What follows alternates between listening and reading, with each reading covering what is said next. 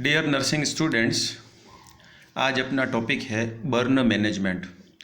पिछली बहुत सारे बर्न की क्लासेस हैं जिसके अंदर हमने बर्न रिलेटेड टॉपिक को समझा था और आज इस क्लास के अंदर बर्न मैनेजमेंट को ही हम कंटिन्यू करेंगे, क्योंकि यहाँ पर बर्न मैनेजमेंट बहुत ही एक बड़ा, हम क्या कह सकते हैं, टॉपिक कह सकते हैं इसको, बड़ा टॉपिक है, बड़ा प्रोसीजर है।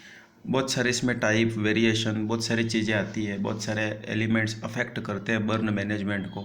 एज हो गया या पेशेंट रिस्पॉन्स हो गया, right, types of the burn हो गया, बर्न की सीवियरिटी हो गई। तो यहाँ पर हम ये देखेंगे कि बर्न को किस तरह से मैनेज किया जाए। पिछली क्लासेस में हमने जो मैनेजमेंट की चीज़ें पढ़ी थी बहुत ही इम्पोर्टेंट थी, आपके यूनिवर्सिटी पॉइंट ऑफ व्यू से ही थी, और ये भी बहुत इम्पोर्टेंट है, इसको भी आपको पढ़ना है, इसके नोट्स बनाने हैं। और जो चीज़ें आपको यहाँ पर डिस्प्ले हो रही हैं स्क्रीन पे वो भी आपके लिए नोट्स ही हैं, राइट। तो स्टार्ट करते हैं बर्न मैनेजमेंट को। तो यहाँ पर हम सबसे पहले देखते हैं कि बर्न मैनेजमेंट क्या है। तो बर्न एक तरह से बर्न वुंड है। बर्न क्या है? वुंड है। और बर्न एक तरह से हम कह सकते हैं ओपन वुंड है, राइट, क्योंकि इंटरनल बर्न तो होता नहीं है। हाँ, यदि वहाँ पर फर्स्ट डिग्री का बर्न है तो वो क्या कहलाएगा? इरिटेशन कहलाएगा, या हम कह सकते हैं एक तरह से वुंड ही है वो भी, लेकिन उस वुंड के अंदर आपका सबक्यूटेनियस और मसल्स जो है वो आउट नहीं होते। तो यहाँ पर फर्स्ट डिग्री बर्न के अंदर इन्फेक्शन के चांसेस तो बहुत ही कम रहते हैं या ना के बराबर रहते हैं, राइट। लेकिन second degree burn, third degree burn, ये सब क्या है? ओपन वुंड है, वुंड का टाइप है। लेकिन यदि हम बर्न के वुंड को और थोड़ा डिटेल में समझने की कोशिश करें तो बर्न के वुंड के भी टाइप्स रहते हैं। जैसे कि बर्न हो गया थर्मल, यदि बर्न हुआ है, राइट, तो वो एक तरह से ऐसा रहेगा कि वहाँ पे ब्लड सप्लाई जो है, आर्टेरियल रप्चर है, वो कंपैरेटिवली क्या रहेगी? डैमेज तो होगी, लेकिन फिर भी कंपैरेटिवली थोड़ी बहुत ब्लड सप्लाई वहाँ पर रहती है, नर्व सप्लाई रहती है। लेकिन यदि वहाँ पे उसी जगह पर इलेक्ट्रिक बर्न हो जाए, राइट, कौन सा बर्न हो जाए? इलेक्ट्रिक बर्न हो जाए, तो वहाँ पर नेक्रोसिस और गैंग्रीन तक के भी कॉम्प्लिकेशन आते हैं। कंपैरेटिवली न्यूरोलॉजिकल जो बर्न अपना रहता है, जो अपना ये इलेक्ट्रिकल बर्न जो रहता है, राइट, तो इलेक्ट्रिकल बर्न के अंदर कंपैरेटिवली हम यदि ये देखें कि जो फिजिकल या थर्मल बर्न है उसकी तुलना में यहाँ पर इलेक्ट्रिकल बर्न के अंदर क्या होता है कि गैंग्रीन और नर्व डैमेज और ये चांसेस बहुत ज़्यादा रहते हैं और होते हैं। ये इस तरह से डिफरेंस रहता है। तो ये मैंने छोटा सा उदाहरण रखा था आपके सामने कि बर्न वुंड के अलग अलग टाइप रहते हैं। कुछ प्यूरुलेंट हो जाते हैं, कुछ वुंड के अंदर ऐसे सेल डेब्रिस जम जाते हैं, राइट, उनको निकालेंगे नहीं तब तक नए टिश्यू का ग्रोथ नहीं होता है। तो ये सब चीज़ें हम इस क्लासेस के अंदर देखेंगे, इस वीडियो के अंदर देखेंगे। यहाँ पर आपके सामने सबसे पहले जो फर्स्ट स्लाइड है, इस फर्स्ट स्लाइड के अंदर मैं आपको यही बताना चाहूँगा कि बर्न वुंड एक्चुअल में क्या चीज़ है, राइट। तो और बर्न वुंड जो है वो सर्जिकली ट्रीटेड हो जाता है, राइट, सर्जिकली ट्रीटेड यहाँ पर किया जाता है। एक्चुअल में ये मेडिसिन से भी ट्रीट होता है, लेकिन जहाँ सर्जरी की ज़रूरत पड़ती है वहाँ सर्जरी करनी ही होती है। तो सर्जरी क्या क्या होती है, कितने टाइप्स की सर्जरी होती है, ये सब हम आगे देखते जाएंगे। यदि आपके सामने पहले कोई बर्न पेशेंट आता है, राइट, पहले कोई बर्न पेशेंट आता है तो आपका उसका एयरवे असिसमेंट, ब्रीदिंग, सर्कुलेशन, ये सारी चीज़ें देखते हैं। क्या क्या देखते हैं? Airway, breathing, circulation, right, airway, breathing, circulation और फ्लूइड, इलेक्ट्रोलाइट्स, ये सारी चीज़ें आप बिगनिंग में असिसमेंट करते हैं, जो कि अपन आगे पढ़ने वाले हैं, राइट। तो यहाँ पर बर्न वुंड जो है उसके अंदर पहली वो चीज़ें देखी जाती है, और फिर उसके बाद यदि वो मेडिसिन से ट्रीट होता है तो ठीक है, अच्छी बात है। और यदि नहीं होता है तो उन्हें सर्जिकली भी ट्रीट किया जाता है, सर्जिकल, और सर्जरी भी माइनर से लेके मेजर तक सर्जरी, और स्किन ग्राफ्टिंग और कॉस्मेटिक तक भी यहाँ पर अप्रोचेज हैं अवेलेबल, राइट। तो हम इसको समझेंगे, सेंटेंस को समझेंगे, जो पैराग्राफ आपके सामने लिखा है इसको हम समझेंगे कि burn wound may be treated by the surgically tangential excision. अब ये टेंजेंशियल एक्सिशन क्या है आगे देखेंगे हम।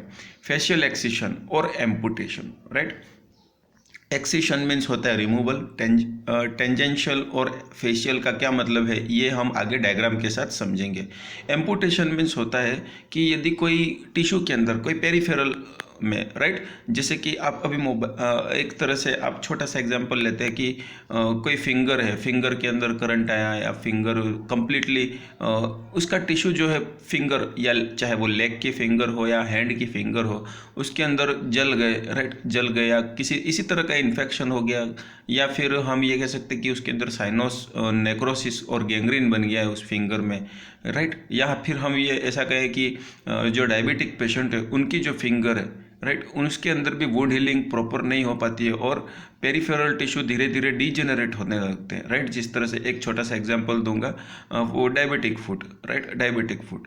तो डायबिटिक फुट में भी क्या होता है कि जो डायबिटीज़ वाले पेशेंट, बहुत सीवियर कॉम्प्लिकेशन वाले जो रहते हैं, उन पेशेंट्स में यदि आप देखोगे तो उनके फिंगर में, उनके पैर के फिंगर में, यूजुअली पैर में ज़्यादा होता है, तो पैर के फिंगर में इस तरह से हो जाएगा कि वो पेरिफेरल एंडिंग जो है उसकी, जो पैर की जो फिंगर है वो यूज़फुल नहीं है, राइट, और उसके अंदर ब्लड सप्लाई और नर्व सप्लाई कंप्लीटली डैमेज हो गई है। और यदि उसको रिमूव नहीं करेंगे, राइट, उसको सर्जिकली रिमूव नहीं करेंगे तो वो बॉडी के अदर पार्ट्स में भी धीरे धीरे वो बढ़ता जाएगा, और वो धीरे पैर की फिंगर से लेके वो धीरे धीरे वो नेक्रोसिस, गैंग्रीन ऊपर तक आता जाएगा, इन्फेक्शन बढ़ता जाएगा, और ये पेशेंट के लिए जानलेवा भी हो सकता है।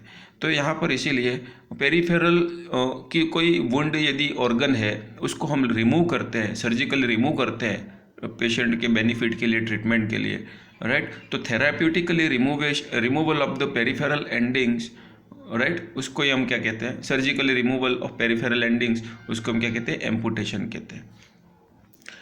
और इस तरह से ये हम सारी चीज़ें देखेंगे, क्या क्या डिफरेंस है, इनको भी हम डिटेल्स में देखेंगे। आगे बढ़ते हैं। The principle is removed all necrotic tissue and preserve the viable dermis and wound bed.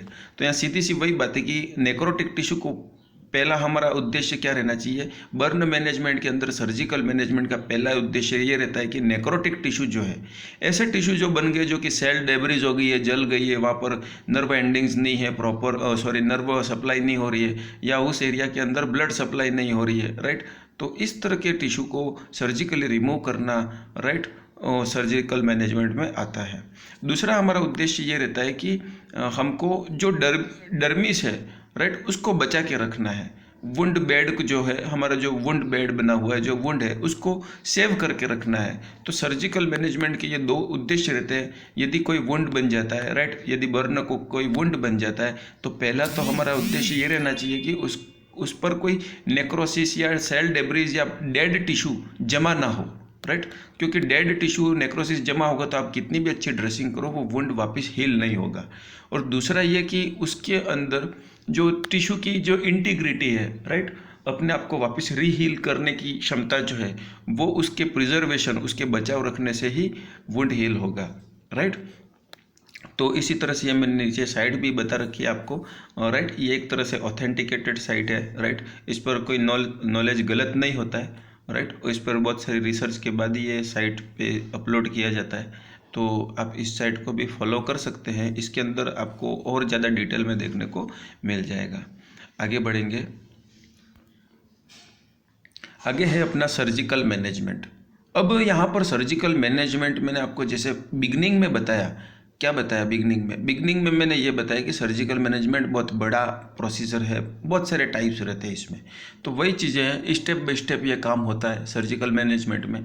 तो यहाँ पर सबसे पहले आपको क्या करना है, असेसमेंट करना है। असेसमेंट किस चीज़ का करना है, यदि कोई पर्सन बर्न हो जाता है, चाहे वो फेशियल बर्न हो, राइट, चेस्ट बर्न हो, इस तरह की यदि बर्न हो जाता है और मोर देन 2%, 5%, 10% इस तरह से बर्न है, तो वो पेशेंट क्या रहता है, उसके वाइटल फंक्शंस जो रहते हैं वो डिस्टर्ब होते हैं। तो वाइटल फंक्शंस को असिस्ट करना है। अब वाइटल फंक्शंस मतलब ये नहीं कि टेम्परेचर, पल्स, बीपी वगैरह, वो तो आपको करना ही करना है, लेकिन ABC चेक करना है। जिस तरह से पेशेंट एक क्राइसिस स्टेज में आता है, रेस्पिरेटरी अरेस्ट में आता है या कार्डियक अरेस्ट में आता है, उस समय आप क्या करते हैं, उस समय आप ये करते हैं कि उसका एयरवे ब्रीदिंग सही है, राइट। मैं 3 चीज़ें यहाँ पर बोल रहा हूँ। एयरवे चेक करना है पेशेंट का, दूसरा ब्रीदिंग चेक करना है, और तीसरा सर्कुलेशन चेक करना है, बॉडी का सर्कुलेशन प्रॉपर मेंटेन है कि नहीं है। अब एयरवे वगैरह कैसे चेक करते हैं वो डिटेल हम आगे देखेंगे। तो ये इस तरह से हमको पहले वुंड को असिस करना है और पेशेंट को भी असिस करना है।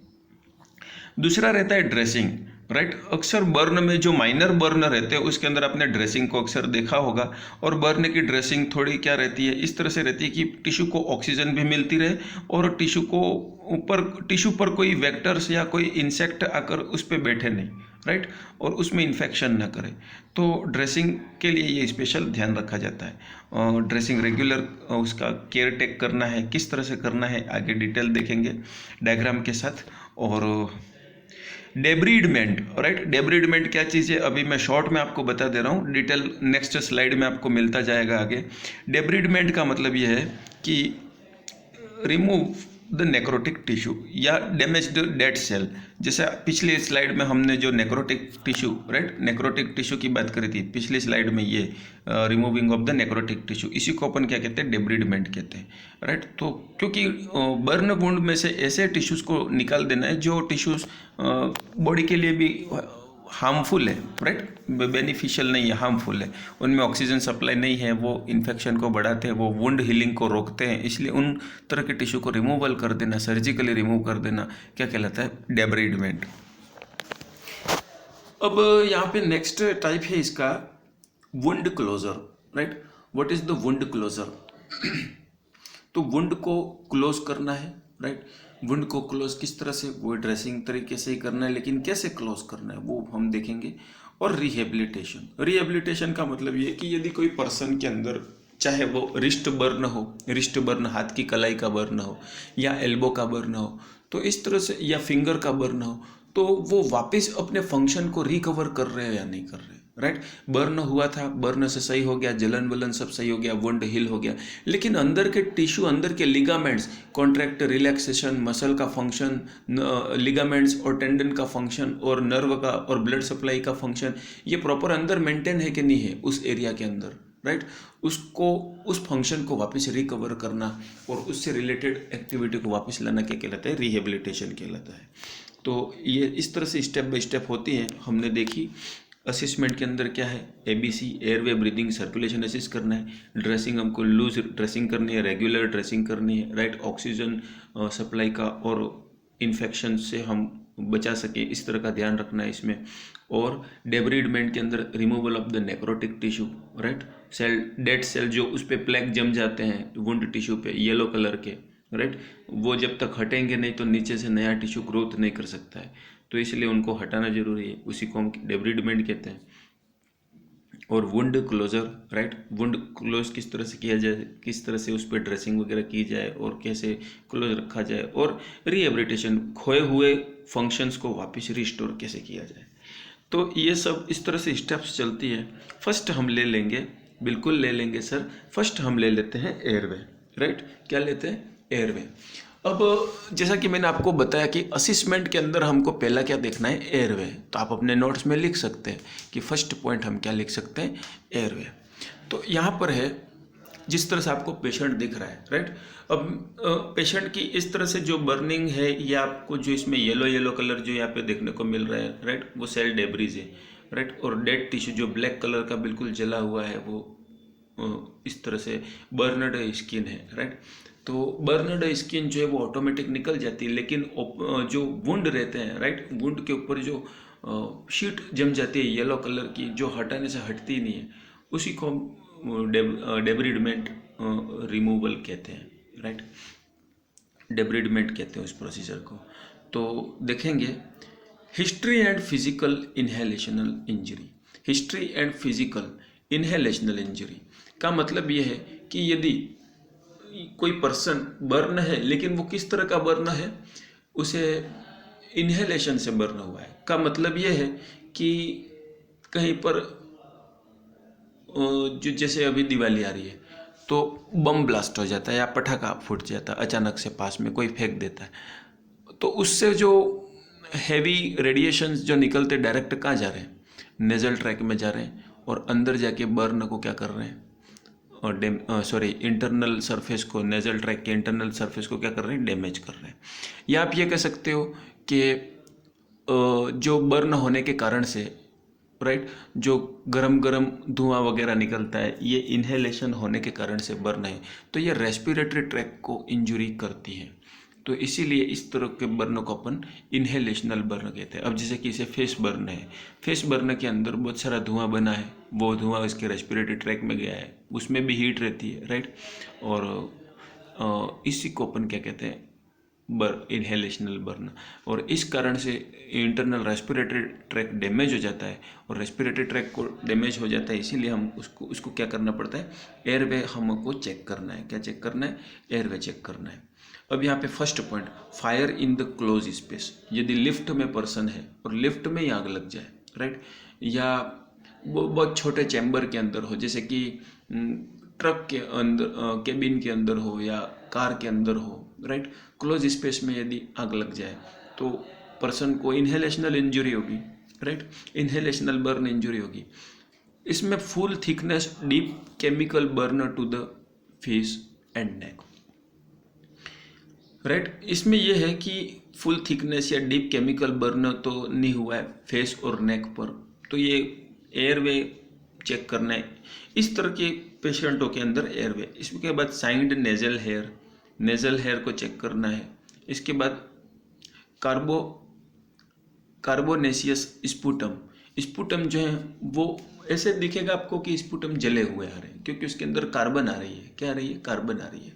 इसके बाद carbonaceous particle in the oropharynx, oral secretions जो हैं उसके अंदर भी आपको ब्लैक सलाइवा और ब्लैक इस तरह से क्यों आ रहा है, क्योंकि अंदर से कार्बन, जो फेस जला है, इन्हेलेशन हुआ है अंदर, तो वो कार्बन पूरा आएगा। और हेयर्स भी इसमें क्या रहते हैं? जले हुए रहते हैं। सिंगल नेजल हेयर बिल्कुल कम या जले हुए मिलेंगे। तो ये सारा असेसमेंट करने से पता चलेगा कि पर्सन को क्या है, इन्हेलेशनल इंजरी है, राइट। आगे बढ़ेंगे।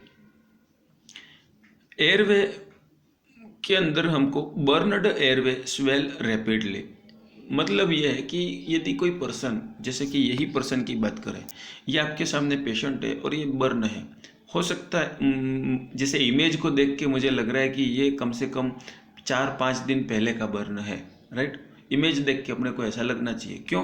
क्योंकि इसके आईलिड पर जो स्वेलिंग है, राइट, नेजल में जो स्वेलिंग है, ये लिप्स में जो स्वेलिंग है, राइट, तो ये स्वेलिंग 4-5 दिन की स्वेलिंग है। फर्स्ट डे में इतनी स्वेलिंग नहीं आती है, स्वेलिंग धीरे धीरे बढ़ती है, 4 से 5 दिन के अंदर ये इतनी स्वेलिंग हो जाती है, राइट। या फिर लंबे समय से लॉन्ग टर्म मेडिसिन चल रही है पर्सन की, तब भी इस तरह से होता है। तो यहाँ पर burn airway swell rapidly, right, वो रैपिडली स्वेल होती है, कंटिन्यू धीरे धीरे स्वेल होती रहती है। Intubate patient as early as possible airway swelling का मतलब यह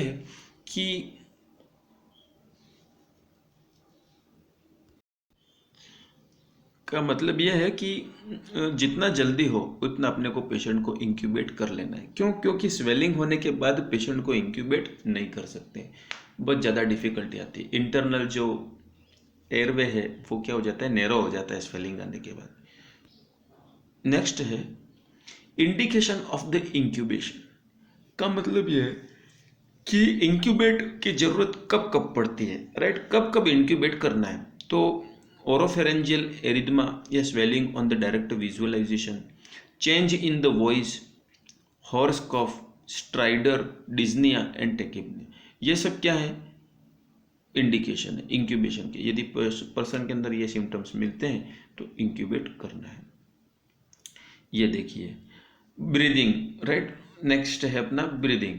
इसके अंदर है कि सर्कमफेरेंशियल फुल थिकनेस बर्न में इम्पेयर वेंटिलेशन, मतलब कि फुल थिकनेस बर्न है, राइट, फुल थिकनेस बर्न जो है वो पर्सन के वेंटिलेशन को डिस्टर्ब कर सकता है। पर्सन पहले जो सांस ले रहा था, राइट, पहले जो शांति से आराम से जो सांस ले रहा था वो ब्रीदिंग अब नहीं ले पाएगा, राइट। क्यों नहीं ले पाएगा? क्योंकि उसे सर्कमफेरेंशियल का मतलब चारों तरफ, सर्कमफेरेंशियल मतलब चारों तरफ फुल थिकनेस बर्न है, आगे भी बर्न है, पीछे भी बर्न है, पूरा सर्कमफेरेंट हो गया, परिधीय जलन हो गई है इसे। तो यहाँ पर सेकंड पॉइंट है, blast injuries can cause the pneumothorax, lungs कंट्यूजन्स, lungs कंट्यूजन्स। तो ये जो ब्लास्ट इंजरी है, अब जैसे दिवाली के अंदर भगवान ना करे लेकिन होने वाली है, right, blast injury can cause pneumothorax, अचानक से ब्लास्ट हो जाए, अचानक से बॉम्ब फूट जाए, राइट, कोई चीज़, तो उसके अंदर न्यूमोथोरेक्स और लंग कंट्यूजन के चांसेस ज़्यादा रहते हैं, क्योंकि उनके अंदर क्विक, एकदम से सडनली हाई इंटेंसिटी की एनर्जी आती है, राइट, और उस कारण से न्यूमोथोरेक्स और कंट्यूजन हो जाते हैं। नॉक्सीडियस, अब ये कंट्यूजन क्या है, न्यूमोथोरेक्स क्या है, बता देता हूँ। न्यूमोथोरेक्स का मतलब लंग्स के अंदर क्या हो जाना, pneumo is related to the air, right. यदि हाइड्रोथोरेक्स रहता है तो लंग्स, हाइड्रोथोरेक्स, न्यूमोथोरेक्स, इस तरह से टर्मिनोलॉजी रहती है अलग अलग, राइट। तो एयर आ जाना इन्फेक्टेड कंटामिनेशन के कारण से, और इन्फेक्शन हो जाता है उसके अंदर। और जैसे कि चेस्ट ट्यूब, किसी पर्सन को चेस्ट ट्यूब डली है, वो चेस्ट ट्यूब निकल जाएगी, तो उस चेस्ट का जो वुंड इंजरी है उसके अंदर से क्या चली जाएगी, कंटामिनेटेड इन्फेक्टेड एयर अंदर चली जाएगी, तो न्यूमोथोरेक्स कहलाएगा। इसी तरह से लंग्स या चेस्ट रप्चर हो जाता है, या लंग्स की जो स्किन है वो डैमेज हो जाएगी, तो अंदर क्या हो जाएगा, एयर चली जाएगी, बर्न हो जाएगा अंदर, न्यूमोथोरेक्स बन जाएगा। लंग्स कॉन्ट्यूजन, लंग्स के टिश्यू का डैमेज हो जाना। नेक्स्ट है, noxious chemical can cause the chemical pneumonitis. Noxious का मतलब ये है कि प्लास्टिक केमिकल जो है वो न्यूमोनाइटिस कॉज करते हैं, राइट। तो कौन सी तरह के ब्लास्ट इंजुरी, कॉन्ट्यूजन, न्यूमोथोरेक्स करता है, नॉक्सीडियस केमिकल इम्प्लांट करता है, ये सारी चीज़ें हैं। और carbon monoxide poisoning, carbon monoxide poisoning का मतलब ये है कि आप जैसे बाइक चलाते हो, लेकिन आपके बाइक के आगे कोई ऑटो है और उस ऑटो का इंजन सही नहीं है, राइट, तो वो बहुत सारा ब्लैक धुआं छोड़ता है, राइट। तो अक्सर जो गाड़ी के अंदर व्हीकल्स के पीछे से जो कार्बन निकलता है वो कार्बन मोनोऑक्साइड ही है, और एक तरह से ये क्रोनिक, धीरे धीरे थोड़ा आपके नेजल कैविटी में जाता है और वो जम जाता है और आपके प्रॉपर ब्रीदिंग को डिस्टर्ब करता है, प्रॉपर नहीं होने देता है ब्रीदिंग को, राइट। तो इसीलिए कार्बन मोनोऑक्साइड पॉइजनिंग उसी को हम कहते हैं। आपके ब्लड के अंदर कार्बन का जो लेवल है वो COHB मोर देन 15 से यदि 40 है, राइट, तो इस तरह से ये प्रॉब्लम आती है। नेक्स्ट है सर्कुलेशन। पहले हमने एयरवे देखा, सेकंड ब्रीदिंग देखा, ब्रीदिंग के अंदर क्या क्या देखना है, और थर्ड है सर्कुलेशन। सर्कुलेशन के अंदर हमको इन चीज़ों को ध्यान रखना है कि ब्लड प्रेशर देखो, राइट, हार्ट रेट देखो, इसके बाद कलर ऑफ अनबर्नड स्किन, जो स्किन जली हुई नहीं है उसका कलर देखो। उसके कलर से क्या मतलब है, उसका कलर इसलिए है क्योंकि वही पता चलेगा कि अदर स्किन के अंदर प्रॉपर ब्लड सप्लाई चल रही है या नहीं चल रही है, right.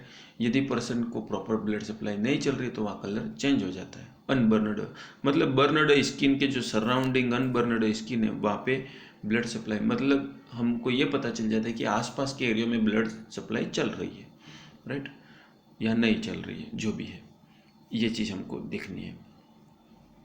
Second large before the IVS, second large bore IVS का मतलब ये है कि लार्ज अमाउंट के अंदर इंट्रावीनस सॉल्यूशन आप देते हो, वही इसमें बता रखा है जो अपन ने पार्कलैंड फार्मूला और जी चीज़ें पढ़ी थी वही चीज़ें ये। ड्रॉ ब्लड सैंपल लेना है क्योंकि ब्लड के अंदर हमको इन्फेक्शन का पता करना है या फिर कार्बन मोनोऑक्साइड का पता करना है, राइट, तो इसलिए ब्लड सैंपल की ज़रूरत हो तो लेनी है।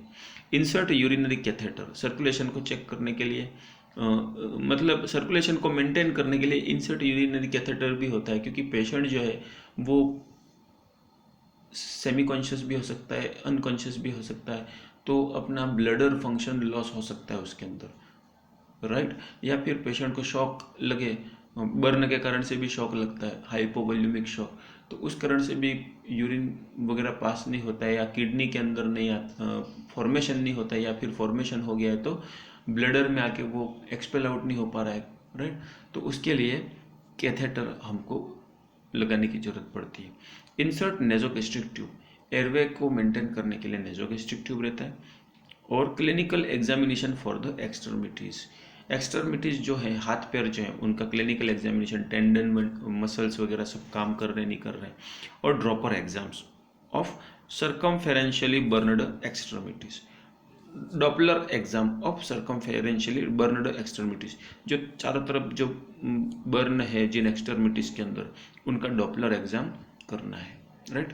डॉपलर एग्जाम कोएगुलेशन रिलेटेड है, देख लेना आप। ये कलर डॉपलर बोलते हैं इसको, ठीक है, कलर डॉपलर एग्जाम पिछली क्लासेज में कई बार पढ़ा है हमने, राइट। अपनी जो कॉलेज में वर्चुअल क्लासेज लगती है उसके अंदर भी पढ़ा है। आगे बढ़ेंगे। तो ये एक छोटा सा था, इसके अंदर आपको बस इतना ध्यान रखना है कि असेसमेंट किस तरह से किया जाता है, इमरजेंसी बर्न मैनेजमेंट क्या है, तो कैसे किया जाता है। पहला एयरवे, सेकंड ब्रीदिंग और थर्ड सर्कुलेशन। आगे है assessment of burn. Assessment of burn के अंदर हमको टोटल बॉडी सरफेस एरिया देखना है, राइट। टोटल बॉडी सरफेस, इसमें इतना ही ध्यान रखने की चीज़ है, टोटल बॉडी सरफेस एरिया को ही देखना है यहाँ पे, राइट। ये बस इतना। और दूसरा है डेप्थ देखनी है, राइट। इससे ज़्यादा अपने को पढ़ना नहीं है अभी। Total body surface area rule of 9 से होता है या लुंड एंड ब्राउडर चार्ट से होता है, राइट। मोस्ट कॉमनली ये रूल ऑफ 9 यूज़ किया जाता है इसके अंदर। और लोकल और सर्जिकल वुंड मैनेजमेंट आगे देखेंगे। Next slide.